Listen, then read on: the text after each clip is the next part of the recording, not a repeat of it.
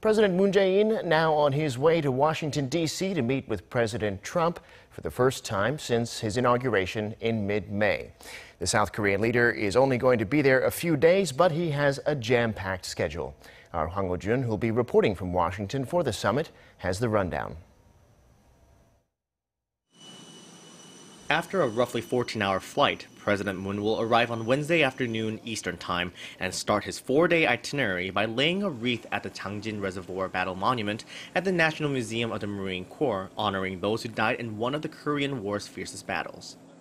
It's likely to be a personal event for President Moon since the battle enabled the safe evacuation of tens of thousands of civilians from Hungnam, North Korea. President Moon's parents were among those who were saved. On Wednesday evening, President Moon will attend a dinner co-hosted by the South Korean and U.S. Chambers of Commerce, a symbolic event to display the importance of economic cooperation between the two countries. The following day, President Moon will have separate meetings with the leaders of the U.S. Senate and the House of Representatives, and in the evening, along with his wife, First Lady Kim Jong-suk, he will attend a dinner hosted by the first couple of the U.S. at the White House, just the second White House dinner President Trump and his wife Melania have held so far. On Friday, President Moon will be visiting the Korean War Veterans Memorial with U.S. Vice President Mike Pence, and then the historical bilateral summit between the two leaders will begin.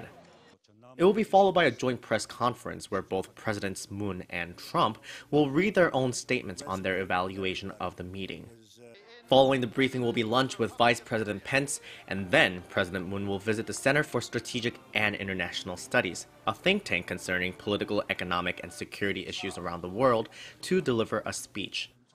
And finally, on Saturday, President Moon will head back to South Korea after holding a meeting with local Korean Americans. He's expected to arrive in Seoul on Sunday, Korea time. President Moon previously said he won't get too caught up in bringing home results, but rather focus on establishing a foundation of friendship and mutual trust with President Trump. Hwang Ho-jun, Arirang News.